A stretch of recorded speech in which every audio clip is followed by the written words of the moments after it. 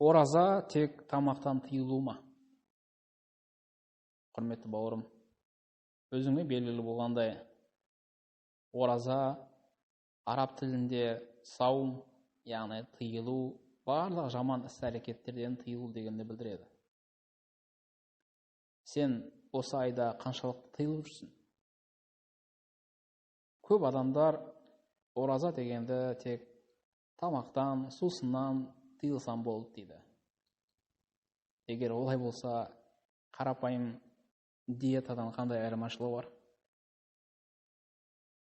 Алайда көп адамның пайымы осылай. Пайғамбарымыздың хадисінде келеді. Көпшілік адамның оразасы тамақ пен сусыннан тыйылумен ғана шектеледі дейді.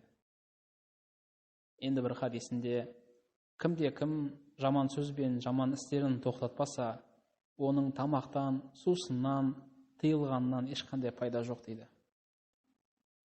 Сонымен адам оразада не нәрседен тыйылу керек? Немесе адамның қай мүшелері онымен бірге ораза ұстауы міндетті? Ең бірінші, біз көзбен ораза ұстаймыз. Яғни пайғамбарымыз саллаллаху алейхи вассаламның хадисінде келеді. Харам нәрселерге қарау, яғни адал емес нәрсеге, саған бұйырылмаған нәрселерге қарау ібілістің улы жебелерінен дейді. Кім ол күнәні Алладан қорқып жасамаса, Алла оған иман ләззатын, дәмін сездіреді дейді. Яғни қазір енді білесіздер, көшеге шықсақ та, теледидарда қарасақ та, тіпті кейбір адамдардың көз үйреніп кеткен сол нәрсеге, харам адамдардың жаңағыдай харам нәрсеге қарауы. Мынау ұлы имам Шафи кезінде, жас кезінде, ілім алып жүрген кезінде байқаусыздан бөтен бір әйелдің балтырына қарап қалған екен да. Сол кезде күні бойы жаттау қабілетін айырылған екен. Қараңыздар, бір қарағаны да. Біздерге күнделікті мыңдаған информация келеді да санамызға көз арқылы. Оның ішінде харамы да бар, оның ішінде жақсысы да бар. Алайда егер санаңызда қаншалықты жаман мәліметтермен егер уласаңыз, жаман нәрсеге қарасаңыз, сол айналасындағы пайдалы, керек-ау деген мәліметтерге де ол зиян тигізеді. Сол үшін қарайтын нәрсеңізге өте мән беріңіз. Егер байқаусыздан қарасаңыз, көзіңізді бірден алуыңыз керек. Яғни ол бірінші көздің оразасы.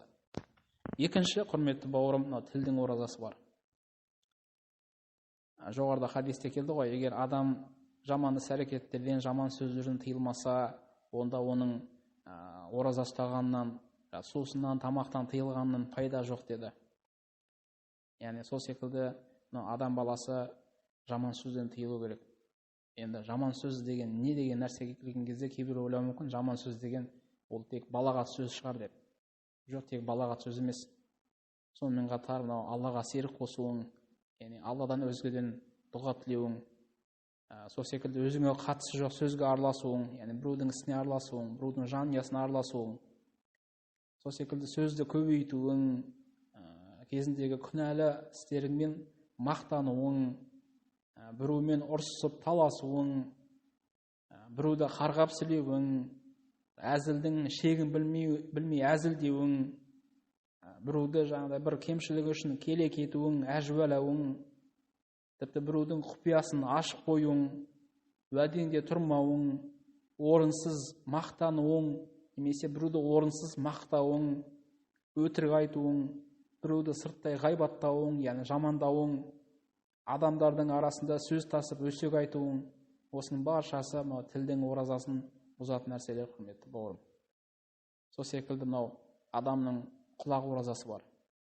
Өсек айтудан, дүниелік ақыреттік пайдасы жоқ әңгімелерден, сол секілді егер біреуді ғайбаттап жатса, біреуді жамандап жатса, одан алыс болуымыз керек. Немесе біреудің бір құпияларын білуге тырыссаңыз, біреудің жанұяның үйінің қасынан өтіп баратып, бұлар не деп жатыр екен деп құлағыңызды тоссаңыз, ол міне шариғатта рұқсат етілмейтін нәрселер. Төртінші нәрсе, құрметті бауырым, аяқтың оразасы. Алланың сізге хайыр еткен мекендеріне ғана баруыңыз керек. Оразадан кейін, ауыз ашқаннан кейін өзім білемге салмау керек. Кей кезде жастардың арасында байқаймыз, аузын ашқаннан кейін түнгі клубтарда, әртүрлі мекендерде тайраңдап жүргенін көреміз. Ол мұсылманға тән әрекет емес. Яғни сіздің аяғыңыз тек қана хайырлы нәрсеге бару керек. Алланың үйі, мешіттерге, нафақа табу жолында, ілім алу жолында ғана аяғыңыз сізді сондай бір жақсылықтар ғана бастауы тиіс. Бесінші нәрсе, құрметті бауыр, мынау қолдың оразасы.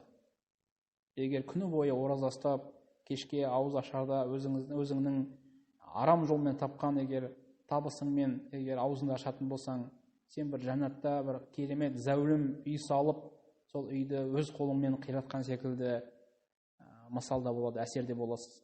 Яғни оның әлбетте мынау адамның қолы үшін де ертеңсіз қолында оразасы бар. Сол себепті бауырым, оразада көзімізге, тілімізге, құлағымызға, аяқ қолымызға ие болайық. Өйткені бұл дүниеде біз оларға иеміз, бұл дүниеде біз қалаған нәрсемізді оларға істетеміз. Бір ақыретте, құрметті бауырым, олар біздің иелігімізде болмайды. Керісінше ақыретте ол жаратушы Алланың алдында біздерге қарсы куәгер болады екен, құрметті бауырлар. Әрбір сіздің дене мүшеңіз сізге қарсы куәлік етеді. Сіздің жасаған күнәларыңызға куәлік болады екен. Сол үшін иншалла оразамызда осы дене мүшеміздің оразасына қатты мән берейік. Алла тағала оразамызды қабыл етсін иншалла.